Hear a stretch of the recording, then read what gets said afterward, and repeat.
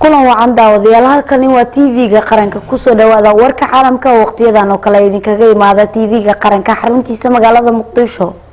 qodobadan maanta idinkugu heeno warkeena waxa kamid ah gudoomiyaha maxkamadda sare ee dalka ayaa sheegay inay u baahan yihiin in loo madax baneeyo dejinta miisaaniyadda hay'adaha garsoorka si la mid ah hay'adaha dastuurka oo ay dalka leedahay. gudoomiyaha gobolka Banaadir ahna duqa Muqdisho ayaa magaalada Nairobi ee dalka Kenya kaga qayb galaya munaasabad lagu taageerayo waxqabadka maamulka gobolka. ciidamada commandos-ka Soomaaliya ayaa horjoogayaal ka tirsan maleeshiyaadka Al-Shabaab ku dileen howlgaladii ugu dambeeyay oo ay ka sameeyeen deegaano ka tirsan gobolka Gedo. akhbaaraadka caalamka waan warkeena idinkuga heynana waxa kamid ah Kuuriyada Waqooyi ayaa qorsheynaysa wada hadallo ka dhan ah diblomaasiyadda ay la gasho Koonfurta Kuuriya.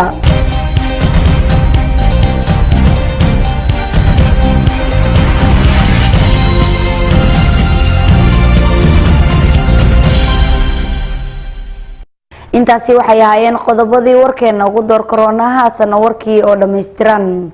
waa maalinimo Isniin ah taariikhduna ay ku beegan tahay 17 bisha 7 sanada 2017. anigu Raxmi Yuusuf Jamaal ayaa u diyaaray inay warkeedin akhrisko warkii oo fidsan.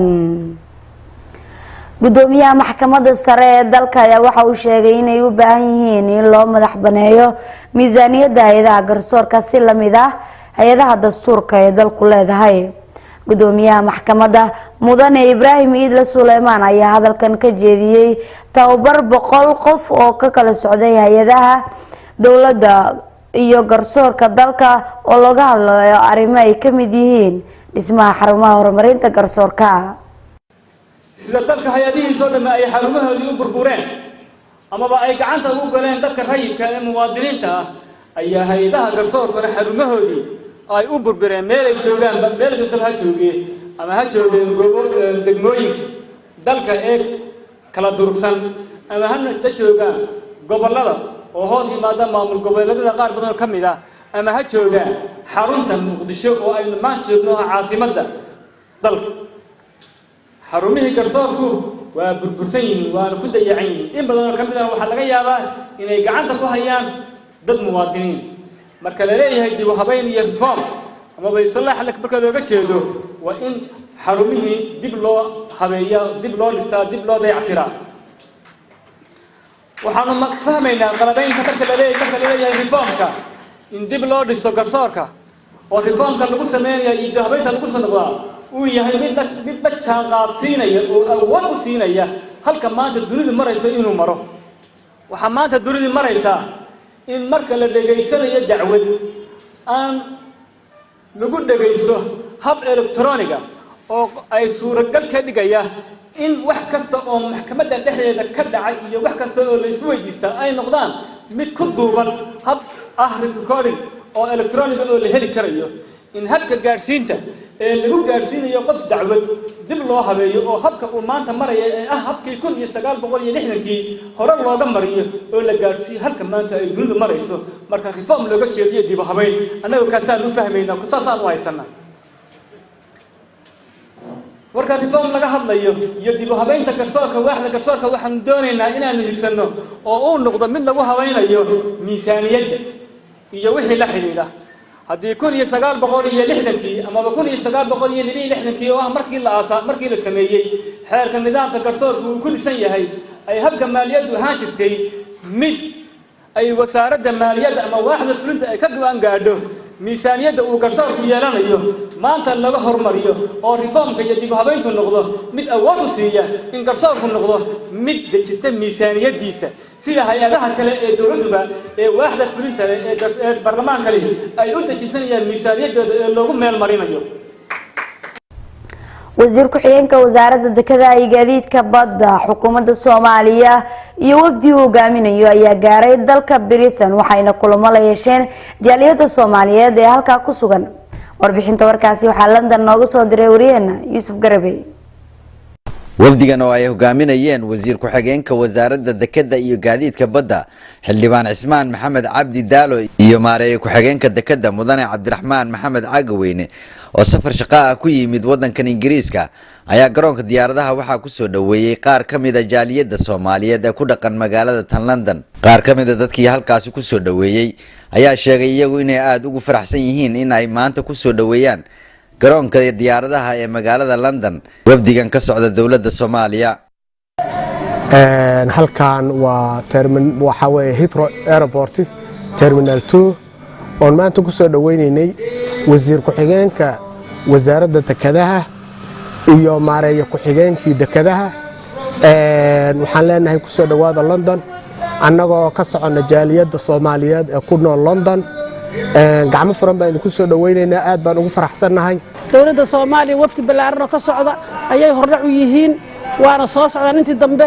annaguna hadda waxa ku soo dhaweynaynaa gacmo furan welcome to London baan idin leenahay waa walaalihiin jaaliyadda Soomaaliya oo aad idin jecel oo nabadiina jecel oo dawlad wanaagiina jecel aad iyo aad baan idinku faraxsanahay dad badanna waa la kulmi doontiin wadankana waa arki doontiin waxaan maanta Heathrow isugu nimid annagoo ka wakiila jaaliyadii Soomaaliyeed in aan soo dhaweyno wasiir ku-xigeenka dekedaha iyo maareeye ku-xigeenka dekedaha aan ilaa welcome to London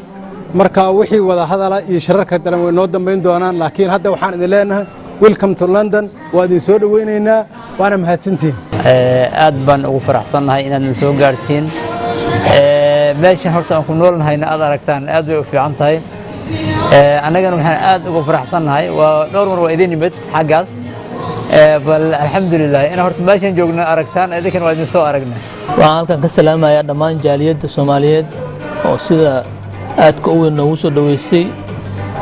waqtigooda noo hurtay meel dheer ka imaaday waqtigan dambe oo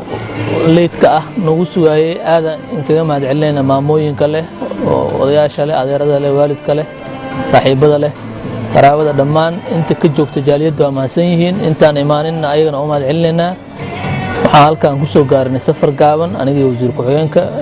waxaan wafdiga hogaaminaya wasiir ku-xigeenka mar rabo inaan war ku dheeraado waxaan rabaa shirarkeena dambe inaan si fiican isku wareysano dhanka kale wasiir ku-xigeenka ayaa uga mahadceliyay jaaliyadda Soomaaliyeed soo dhaweynta ay ku soo dhaweeyeen eelaboorka waxa uu sheegay in kulankaasi ka weyn ay ku qaadan doonaan isla markaana mid uu la kulmi doono intuu ku sugan yahay magaalada tan London marka hore Ilaahay ayaa ku mahadsan oo nabad nagu keenay London marka xiga waxaan u mahadcelinayaa shacbiga Soomaaliyeed jaaliyadda Soomaaliyeed gabdhaha iyo wiilasha iyo odayaasha iyo dhalinyarada dhammaan isugu jira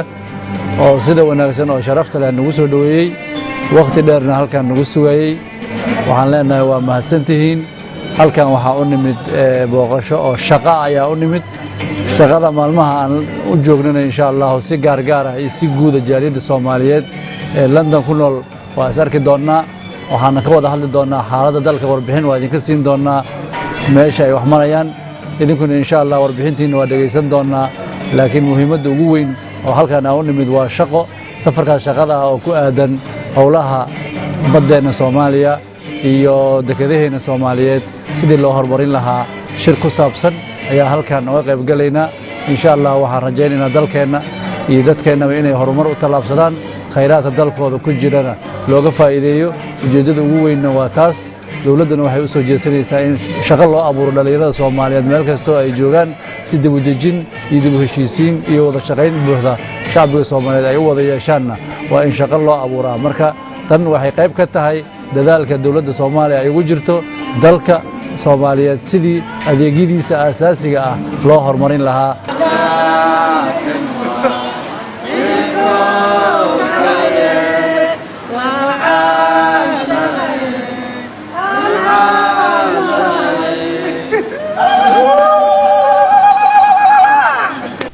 Yusuf Garabay warbaahinta qaranka Soomaaliyeed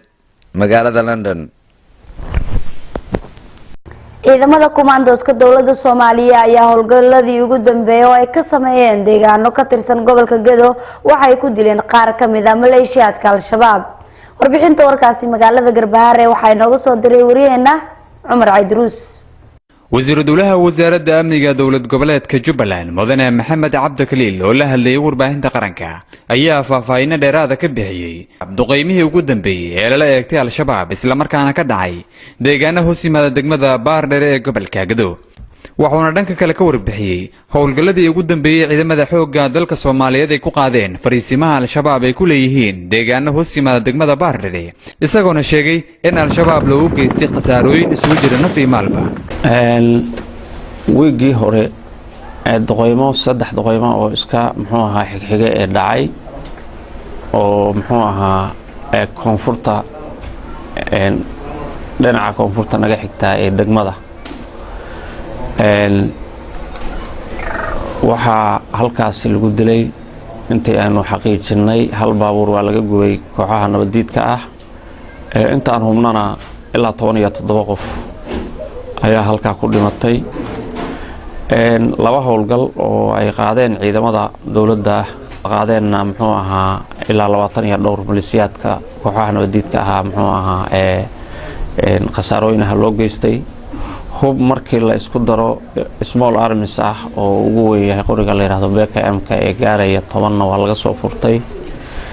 qaarkood meydkooda waxa la keenay magaalada duqeymaha intaa way barbar socdeen khasaaraha kale ee duqeymaha ay geysteen intaan hubnana waxa weeye 17 iyo hal baabuur iyo dhaawac in ka badan 30 ah way duqeymahaas geysteen markaan muxuu ahaa gudahooda xog rasmi ah ka helnay ugu dambeyntii wasiir dowlaha wasaaradda amniga dowlad goboleedka Jubbaland mudane Maxamed Cabdi Kaliil oo hadalkiisa sii wata ayaa shacabka Soomaaliyeed ugu baaqay in ciidamada xoogga dalka Soomaaliyeed ay garab ka siiyaan la dagaalanka kooxda maleeshiyaadka al-shabaab waxaan ugu baaqayaa shacabka Soomaaliyeed ee Soomaaliya waa dal islaam ah waa dal muxuu ahaa qarannimo Soomaaliyeed ay ka jirto oo dawlad leh in uu noqdo goob lagu dhumaalaysan haya oo muxuu ahaa calooshoodu shaqaystayaalka iyo nabadiidka iyo isbaaralayda ay nafta dadka iyo dalka iyo danta ummadaba ay burburiyaan waxdana ay kuma jirto in Soomaaliya midowdo tilaabo loo mideysayahayna laga qaado kooxaha nabadiidka ah xasiloonidana lagu soo celiyo dalka iyo kala dambeyntii si loo helo midnimo qaran iyo muxuu ahaa mid bulsho intaba taas ayaan ugu baaqaynaa waxaanu leenahay qof kasta oo Soomaali ah xil baa saaran oo aan ka ahayn kooxaha nabadiidka ah hal iskaashado tilaabo loo mideysayahayna hal la qaado Umar Idris Ahmed warbaahinta qaranka degmada Baardheere ee gobolka Gedo gudoomiyaha gobolka Banaadir ahna duqa magaalada Muqdisho mudane Taabid Cabdi Maxamed ayaa magaalada Nairobi ee dalka Kenya waxa uu kaga qayb galay munaasabad lagu taageeray wax qabadka maamulka gobolka Banaadir warbixinta warkaasi waxa magaalada Nairobi inooga soo diray wariyaheena Umar Cabdi munaasabadan oo ahayd mid lagu taageeray wax qabadka maamulka gobolka Banaadir ayaa lagu qabtay xaafadda Islii ee magaalada Nairobi munaasabadu ay soo qaban qaabiyeen bulshada Soomaaliyeed ee ku dhaqan wadankan Kenya ayaa waxa ka soo qayb galay gudoomiyaha gobolka Banaadir ahna duqa magaalada Muqdisho mudane Taabid Cabdi Maxamed kusimaha safiirka safaaradda Soomaaliya ee wadanka Kenya mudane Cali Maxamed Sheekh Cali Bagadi xildhibaanka laga soo doorto degmada Kamakunji Yuusuf Xasan Cabdi wasiiro ka tirsan dawladda federaalka ah ee Soomaaliya iyo xildhibaano ka tirsan baarlamaanka federaalka ah ee Soomaaliya xildhibaanka laga soo doorto degmada Kamakunji Yuusuf Xasan Cabdi ayaa qaar ka mid ah bulshada Soomaaliyeed ee ku dhaqan magaalada Nairobi ayaa taageeray wax qabadka maamulka gobolka Banaadir waxaana hadaladoodii ka mid ahaa waxa farxad weyn noo ah inaad ka timid Muqdisho oo dib loo soo dhisayo Muqdisho ay nabad ka jirto Muqdisho oo dawlad leh mas'uuliin leh hawsha fiican ee haysana halkan ka warhaynaa adigoo ismaha magaalada jidadkeeda nadaafadeeda iyo qaybtan aad ka qaadatay sidii loogu soo kordhin lahaa xisaabta dumarka marka aad iyo aad u maasanta gudoomiye soo dhawow wax qabadkii gobolka Banaadir oo aan bilaha ka soo maqnaa aniga aad iyo aad loo dareemi karaa asxaabta kula fadhiisay adiga waa idin soo dhaweynaynaa maadaama aan reer Nairobi aan laftirkii ku soo biiray martida ku soo dhaweynaya ku jira marka aad iyo aad ku soo dhaweynayna gudoomiye maanta waxaan meeshaan isugu nimid inaan adiga ku soo dhaweyno meesha aan naga taagan tahana aan ku tusno uma baahnid in lagula waramo magaalada muqdisho ayaa waxaa kaa rabto inaad macnaha si cadaalad aad u maamusho sihayaha safaaradda Soomaaliya ee wadankan Kenya mudane Cali Maxamed Sheekh Cali Bagadi iyo waliba gudoomiyaha gobolka Banaadir ahna duqa magaalada Muqdisho mudane Taabid Cabdi Maxamed ayaa iyaguna goobta ka hadlay gudoomiyaha waa la wada amaanay anigu runtii aqoon fiican aan u leeyahay nin dhalinyaro ah maskax caafimaad qabta ku jirto niyad Soomaalinimo ku jirto moor Soomaalina ah waxaan idinka rabaa kaliya ammaan kaliya wax ma tarayso waa duco ما يوني دليرا وايه waxaan idinka codsanayaa Soomaaliya inaad u duceysaan si kale ilaaba inaad u duceysaan waxaan naga go'an inaan si buuxdo u soo celino kalsoonida shacabka oo ay ku qabaan dawladnimada iyo caasimadda Muqdisho kalsoonida ay ku qabaan oo aan ka dhigno magaalada Muqdisho magaalo casri ah loo siman yahay oo runtii dadka Soomaaliyeed meel kasta ay joogaan ku faanaan una noqoto hooyigii dhabka ahaa waxayna taa noqonaysaa hooyiga dhabta ee ummadda Soomaaliyeed marka ay noqoto magaalo casri ah oo ay sidoo kale noqotana magaalo loo wada siman yahay walaalayaal caqabado badan ayaan kala kulannay arrintan laakiin weli qaarkood wayna hor joogaan balse Muqdisho oo deegaan iyo dana ganacsiyaba soo jiidato muwaadiniinta Soomaaliyeed iyo ajaanibta ayaa hadafka aan leenahay ilaahay riyada inoo rumeeyo insha Allah عمر عبد حسن عمر عاقل SNTV نيروبي wasaaradda diinta iyo awqaafta dawladda Soomaaliya ayaa faahfaahin ka bixisay tartan quraan aqris oo heer qaran ah wasaaradda diinta iyo awqaafta ayaa faahfaahin ka bixisay tartan quraan aqris oo heer qaran ah oo ay soo qaban qaabisay wasaaradda taa oo markii ugu horeysay lagu qabtay magaalada Muqdisho Sheekh Aadan Maxamed Qayro xogayaha joogtada ee wasaaraddaasi ayaa faahfaahin ka bixiyay ujeedada ka dambeysay in tartankaasi la soo qaban qaabiyay wasaaradda diinta ee awqaafta doorka ay ku leedahay kor u qaadista diinta islaamka waa markii ugu horeysay oo aan hubo oo dalkan tartan 18 gobol Soomaaliya laga qabto wasaaradda awqaafta arrimaha diintana ay qabato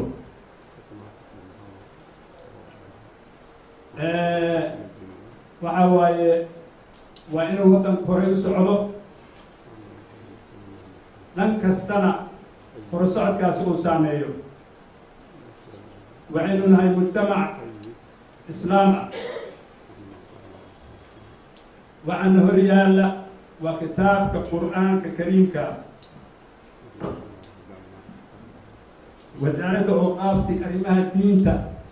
mas-uuliyadeeda waxaa ka mid ah kor u qaadista kitaabka alle iyo ilaalintiisa iyo barashadiisa ama u horseedka barashadiisa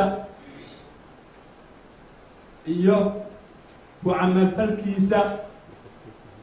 inaynu qaadano inay wasaaraddu intaasi u howlgasho arrintaasi maantay waxaa halkan ku kulansan arday 18 gobol ee Soomaaliya ka socota oo isteed ahaan loo soo maariyay bishii afraad sanadkan ayaa howshaasi bilaabantay marka isteed walba wuxuu qabtay tartan uu soo qabtay oo gudihiisa ah nuxurkii ka soo baxay ayaa maantay halkan fadhiya oo haddana tartan kale halkan ka geli doona 6 ergey baa socota oo intii maxay ahayd isteediyada dalka ka kooban iyo gobolka Banaadirba marka tartankaas waa la isku arki doonaa nin waliba wuxuu soo diyaarsaday ayuu goobta la yimid natiijada ka soo baxdaana insha Allah kulan kale ayaa loo qaban doonaa wasaaraddu qaban doontaa abaalmarino ayaa lagu bixinayaa haddii alla idmo darajooyinka koowaad iyo labaad iyo qeybaha siday ugu kala guulaystaan shahaadooyin baa lagu bixinayaa. xaalad adag oo dhanka nolosha ayaa soo wajahday boqolaal qoysas ah oo kasoo barakacay abaarihii ku dhuftay gobolada dalka oo ku sugan degmada Kaxda ee gobolka Banaadir markii muddo maalmaha ay waayeen raashin bisil oo lagu quudin jiray. waa kan wariyaheena Cabshakuur Cali Axmed oo warbixinta warkaasi inoo haya. barakacayaasha ku nool degmada Kaxda iyagoo galaan qorraxda iyo roobka iyo adeegyadii aasaasiga u ahaa nolosha ayaa haddana waxaa soo wajahday xaalad daran markii ay si joogto ah u waayeen labadii bari ee lasoo dhaafay raashin 24 saac mar lagu karin jiray kaamamka. xogayaha joogtada ah ee wasaaradda gargaarka iyo maareynta masiibooyinka ee xukuumadda Soomaaliya oo uu weyliyo gudoomiyaha degmada Kaxda ayaa kormeer ku tagay xarumaha barakacayaasha si ay ugu kuurgalaan xaaladda noloshooda. maxamed Ismaaciil gudoomiyaha degmada Kaxda waxa uu sheegay in 24 saac gudahood dadka barakacayaasha ah ee ku nool degmadaasi ay u baahan yihiin gargaar degdeg ah gaar ahaan raashinkii lagu karin jiray kaamamka barakacayaasha. waxaan xaqiiqahuba inay dawladda Soomaaliyeed iyo shacabka Soomaaliyeed ba waajib diini iyo waajib qaran intaba ay ka saaran tahay. sidaa daraadeed shacabkani waa shacab aan bishii soon inta ka horeysay wax ugu dambeysay waa 24 saac baan anagu ka gobol ahaan hal mar aan dabka u shidnaa oo maantadan aan ku jirta ayna kamid ahayn maanta raashinkooda ay ka go'an yihiin shalayna aysan waxba helin oo raashinku uu ka goonaa. sidaa daraadeed toobari baan waxoogaa ugu soo qaadnaa intaas caqabad ku ah caruurta yar yar wax ma helaan. waxaan leenahay dawladda Soomaaliyeed iyo gobolka Banaadir iyo shacabka Soomaaliyeedba horeyna waan u soo jeedinaa haddana waan soo jeedinaynaa shacabka gobolka Banaadir ku nool ee soo barakacay haddaan 24 saac gudahood aan wax lala gaadhin dhibaato khatar ah ayay ku sugan yihiin. xogayaha joogtada ah ee wasaaradda gargaarka iyo maareynta masiibooyinka ee xukuumadda Soomaaliya Maxamed Cumar Macallin waxa uu tilmaamay inay muhiim tahay in dadka Soomaaliyeed aanay indhaha ka laaban gurmadka loo sameynayo barakacayaasha dawladana ay raadinayso xal waara. waxaan hadda dhex taaganahay xerada daryeel oo runtii sida aad aragtaan ay ku nool yihiin dad aad u dhibaataysan u badan caruur iyo haween waliba caruur da'dooda aad u yar tahay nafaqa darro maxaa la yiraahdaa hygiene la'aan musqul la'aan waxbarasho la'aan waa runtii markii la soo koobo waxaan dhihi karo waa xaalad bini'aadanimo oo u baahan in loo sheego ama lala wadaago dadka mas'uuliyiinta ah. abaartana sida hadda la socotaan waxay soo bilaabatay sanadkii hore dhamaadkiisii waa la dadaalay laakiin weli waxaan jeclahay in ummadda Soomaaliyeed aan u sheego dhibaatadii abaarta maysan dhamaanin roobabkii la filayay sida loo filayay maysan imaan. haweenka caruurta iyo dadka da'da ah oo ah kuwa ugu nugul dhibaatada uguna badan barakacayaasha ayaanan haysan daryeel ku filan. si gaar ah caruurta barakacayaasha oo qayb ka ah mustaqbalka waddanka ma haystaan adeegyadii aasaasiga ahaa sida caafimaadka iyo waxbarashada. kuwooda aadka u yaryarna waxa ay la ildaran yihiin nafaqa darro iyo cudurro. Cabdishakuur Cali Axmed warbaahinta qaranka Muqdisho. halka warkaasi aad kala socotaan waa TV-ga qaranka xaruntiisa magaalada Muqdisho iminka si akhbaaraadka caalamka. Kuuriyada Waqooyi ayaa qorsheynaysa inay wada hadallo la gasho Kuuriyada Koonfureed. war ka soo baxay Kuuriyada Waqooyi ayaa sheegaya in ay wado dadaalo ku aadan sidii wada hadallo kalena diblomaasiyada ay ula gali lahayd Kuuriyada Koonfureed kadib markii uu sii kordhay walaaca laga qabo tijaabada gantaalada nuclearka. saraakiil sarsare oo ka tirsan xukuumadda Kuuriyada Waqooyi ayaa sheegay in ujeedka wada hadallada ay yihiin sidii loo soo afjari lahaa cadownimada iyo khilaafka ka dhanka diblomaasiyada oo ay kula jiraan Kuuriyada Koonfureed. hadal uu jeediyay hogaamiyaha Kuuriyada Koonfureed mar uu ka qayb galayay shir ka dhacay magaalada Berlin ee dalka Jarmalka ayuu sheegay muhiimadda ay leedahay in heshiis dhab ah ay la galaan Kuuriyada Waqooyi.